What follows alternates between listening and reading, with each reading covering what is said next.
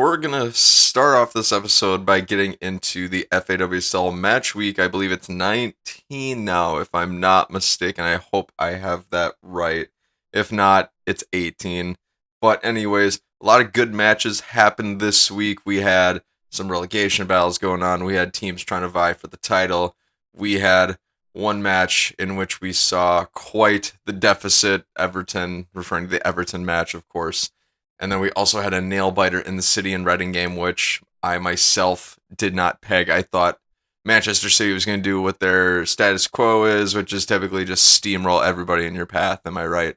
So let's kind of go down the line for all the matches. The matches were spread out across Saturday and Sunday, starting off with Manchester United against West Ham United, my personal favorite match of the week, of course, because for those of you who might be new to the podcast, they are my favorite squad in the WSL. So what was really cool about this match was the fact that Manchester United got to play for the first time in their history at Old Trafford. Their history has been short, granted, this is only their third season in existence. However, from a fan's perspective, being able to watch them play at Old Trafford, it definitely had a different feel to the game. It certainly had an extra spark to the game, and I actually enjoyed watching the game even more than I typically would. I don't know what it was. I don't know if it's just the atmosphere or what have you, but whatever it was, I enjoyed it as a fan, and I could tell that the players on the pitch enjoyed it as well. So it kind of begs the question. It's like, is this going to be a gateway for more of the women's games to be played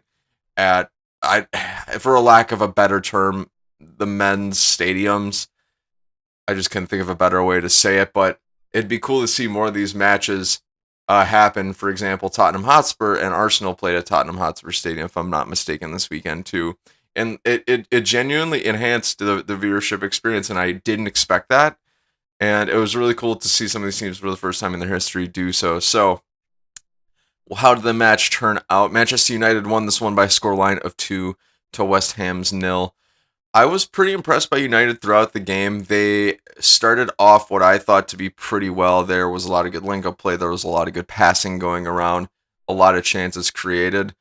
On the flip side of the coin, West Ham actually pretty much did the exact same thing in that first half, so the game was pretty neck and neck, which I'm not really too surprised because Manchester United are more of a second half team. I think what they excel in doing is the first half, they go out with their initial game plan. They get a feel for what the opponent's doing, and then Casey Stoney, my favorite manager ever, adjusts at halftime, and then United tend to perform better in the second half. I would be curious to see on the season how many goals United have scored in the second half compared to the first half.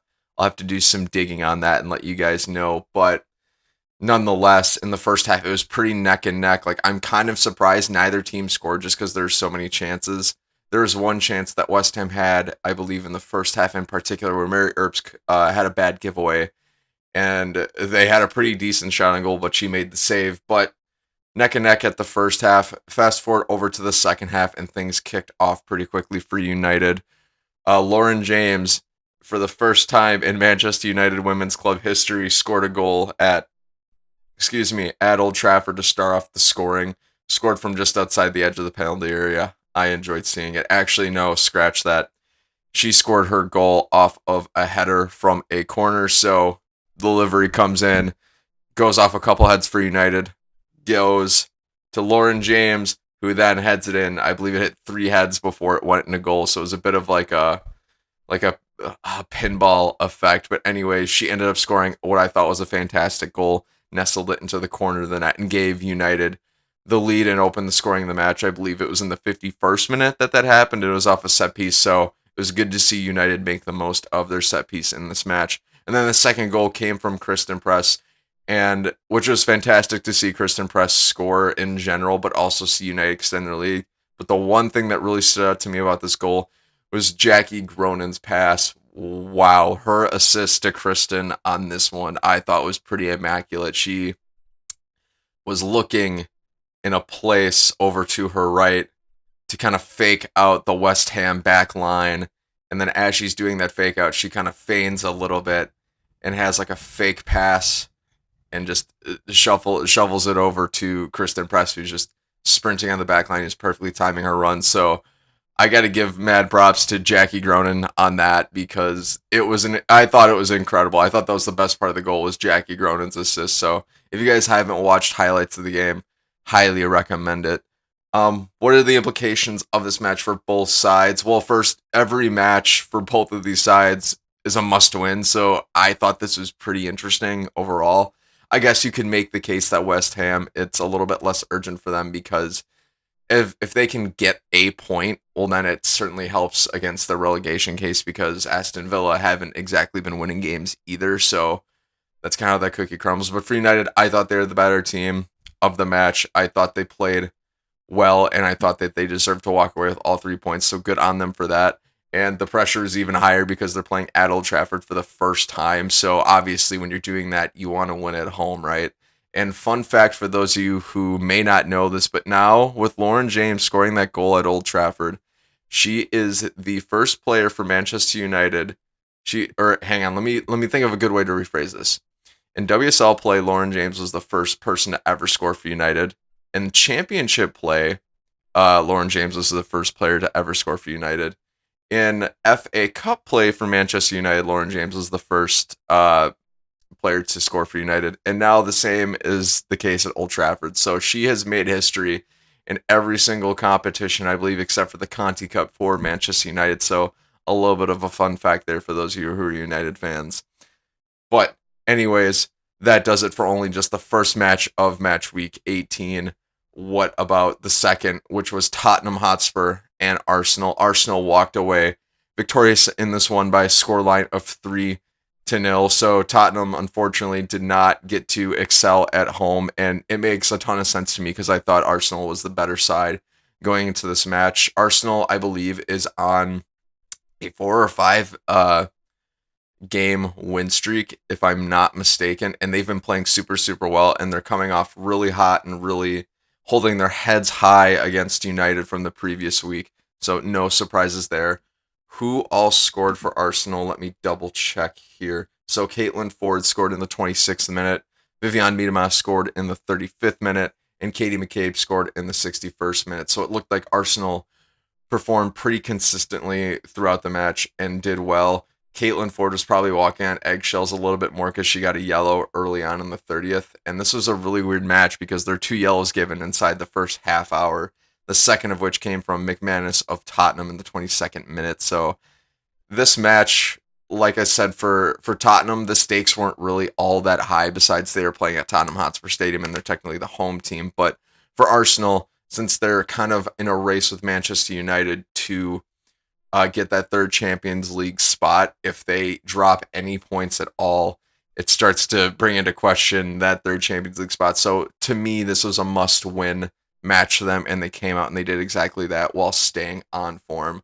Plus, the one thing I really liked about this match is it was really cool to see Vivian Miedema hold her top spot for the Golden Boot race. I am a little selfish in that because I have been pegging Vivian Miedema to win it for the 3rd year in a row in the WSL. So I'm hoping that she does, and I can say that I'm historically correct in that. But hey, if Sam Kerr and Fran Kirby want a triumph in that respect, mad props because they're playing great this season too. So not really a ton of surprises in this one. Tottenham haven't been playing well. Arsenal have been, so Arsenal end up taking this match home for the win and get all 3 points. That brings us to the last match of Saturday, which turned out to be a lot closer than what any of us probably predicted. Manchester City and Reading. Manchester City won this one by a scoreline of 1-0, and they didn't win the match up until the 87th minute when Lauren Hemp had a beauty of a run on the left-hand side, weaving in and out of traffic inside the penalty area, and then she dishes it off to Chloe Kelly, who finishes in the 87th minute. I was really, really surprised because for me in this match, again, this was a must-win game for a top 4 side. Manchester City, every single point matters between now and the end of the season if they want to win the title against Chelsea. So if they even drew in this game, it would make their match against Chelsea in a couple weeks all that more important. So this was a really big win for them, and a win in which I thought they were going to stomp Reading. But then again, I don't think I should be as surprised as I am because Reading have shown to perform decently as of late against top four teams. They beat United not too long ago. They had a pretty good showing at Arsenal. I believe they beat Arsenal not too long ago. And now they've given City a run for their money. So Reading are starting to show us as fans a little something to their play, which is admirable. However, I thought City would be so by far and talented that they would steamroll, like I said, like they have been for the last like 12 matches against Reading. And I would say that for this match, City probably had a lot of chances that they just could not convert. For some reason, it's just like every chance that they had when they're directly in front of goal. Um, Keeper makes a save, shots high, shots wide, not making the most of their opportunities. Which good on Reading for being able to keep a clean sheet in that much of the game for that long. But at the end of the day, it's like I think City probably could have won this match like 4-5-0. It's just they couldn't make the most of their chances, which for how good this team has been for the last forever, it seems like it's a bit surprising. And they've been performing kind of shaky in that respect, or as shaky as a Manchester City team can get.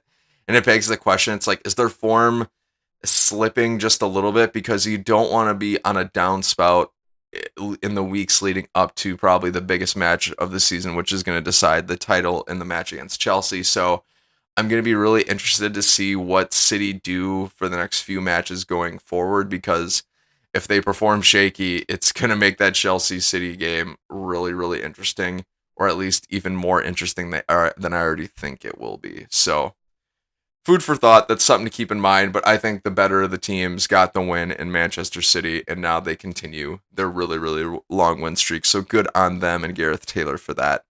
Now let's move into some Sunday matches. The second most surprising result of the match week 18 came in the Everton and Brighton game. Everton won this one by a scoreline of 5 to Brighton's 0. I was really surprised at this result for a few reasons. One, I know Everton have been on form recently. They've been winning a few games. However, I didn't think they were on this level of form where they score 5 goals and keep a clean sheet. Who all scored for Everton? Christensen scored a penalty in the 24th minute. Rasso scored in the 25th minute. Rasso scored again in the 48th minute. McGill scored in the 64th minute. And then Rasso got her hat trick and finished it off in the 79th minute. So it was all Everton all game long, consistently from what it seems like. And I got to give it to Everton because it was really interesting. I remember at the beginning of the season, if I'm remembering this right, that Everton, I believe, were like in the first spot, and City were not performing really well. And we were all thinking, is City even going to qualify for the Champions League this year? And my word, how the turntables, to quote Michael Scott from The Office. But I just didn't expect this out of Everton. And to my surprise, no goals came from Valerie Govan or Jill Scott. So there's that to consider as well. I don't know how else to say it. I'm just really surprised, and good on them for surprising everybody, because on the flip side of that coin, Brighton have been playing really, really well lately. I believe they won the last 4 out of 5 going into this match, and Hope Powell had her team clicking on all cylinders. So I think something just must have fell apart this match, and Brighton didn't come away with anything. I thought they were at least going to get a point, and I believe I even predicted that they would finish 2-2. And in my prediction of 2-2, I was completely wrong, because 5-0, that's very, very different, right? So I don't think that this match really mattered a ton overall. Like, this is a mid-table clash. The only implication I can think of for Brighton is, and at this point, it's far-fetched. I was going to say maybe relegation, but Brighton, I believe, have 21 points, and West Ham and Aston Villa each have 9. And there's not much season left. So I think this is probably the most uninteresting match in terms of results of the weekend, or in terms of implications. But in terms of the results, it was just really surprising to me as a fan. So more food for thought for you guys. But good on Rasso for getting that hat trick. That's always excellent to see. Then moving on to the second to last match of the weekend. So we had Chelsea taking on Aston Villa. I just finished watching all the games. So Chelsea won this one by a scoreline of 2 to Aston Villa's 0. Sam Kerr had a brace. She started off in the 24th minute, which came off the foot of Fran Kirby. And I know what you're thinking. A Fran Kirby and Sam Kerr link up again. I know, it's absolutely legendary. And I absolutely, just from a footballing perspective, absolutely love to see it. as a United fan, it sucks to see all these teams have such good link up, but what are you going to do? As a football admirer, you just kind of got to sit back and appreciate it. So the first goal came off of the foot of Fran Kirby, lobbing it to Sam Kerr, who then headed it far post off and in. So it was a really good goal. It was a classic Sam Kerr's masterclass header. I loved it, and I loved watching the game in general. Chelsea absolutely dominated over Aston Villa. Aston Villa was playing in such a way where they sat off and invited pressure from Chelsea, which when you're playing against really good teams like Chelsea makes a ton of sense because you want to get a counterattack going and maybe catch them off their guard. But the problem is Chelsea never gave up the ball. Aston Villa literally never had the ball. It's like it felt like they had the ball for 10 minutes all game long. It was really, really weird. So the counterattacking strategy didn't really work for Aston Villa, but everything was clicking for Chelsea and they played really, really well. Like I said, it was really rare to not see the ball at the foot of a Chelsea player. So that was kind of interesting seeing the match go on like that. But so the implications for both teams, Chelsea, a must win. Like I said, all top four teams in the league right now every game has been must win because they're deciding for not only the title, but also that third Champions League spot. So there's that as well. But I think the better the teams won. Chelsea showed up. Emma Hayes commanded her side, and this was a commanding lead all the way through. There's no doubt in my mind that Chelsea was going to win this one from start to finish. And Sam Kerr increases that goal tally. I believe with her brace today, I believe she's now tied with Viviane Miedema for goals, if I'm not mistaken. Either that or she might be one behind. I can't recall off the top of my head, but really exciting implications in the Golden Boot race and in the title race too. So I'm excited to see how both of those shake up. For Aston Villa, they're in a relegation battle with West Ham as far as I'm concerned. Both teams have 9 points and neither team have been performing well at all. I would say which of the two teams performed better this weekend? Definitely West Ham, because you could actually see that West Ham had some decent Lincoln play and shots on goal and they actually had possession.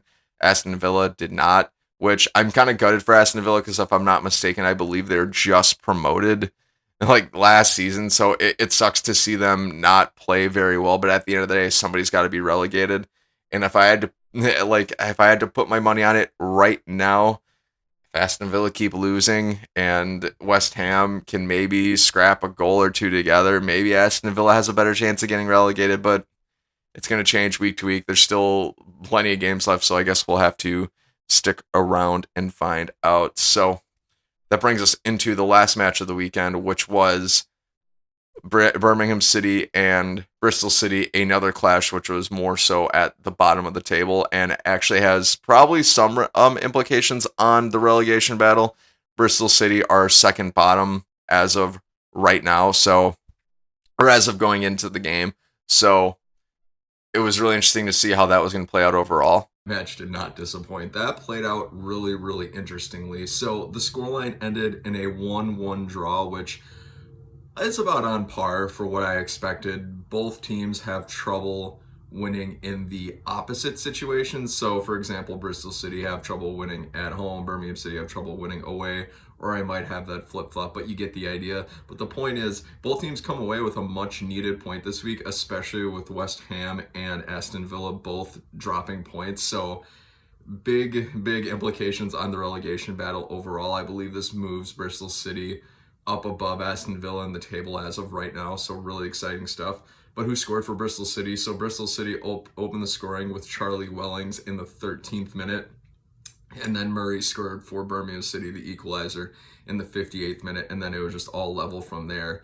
This match was, to me, really, really interesting because, like I said, first the relegation battle implications, but also you could tell both teams really, really, really wanted to win this game badly throughout the match. I mean, not that I want to encourage play that would hurt others, but there were 5 yellows given out in this match. 5. These teams were at each other's throats pretty much the entire game. The first yellow was given out in the 23rd minute, and there was a yellow given out all the way in the 85th minute. So like throughout the game, everybody was testy. There was a lot of pushing, a lot of shoving.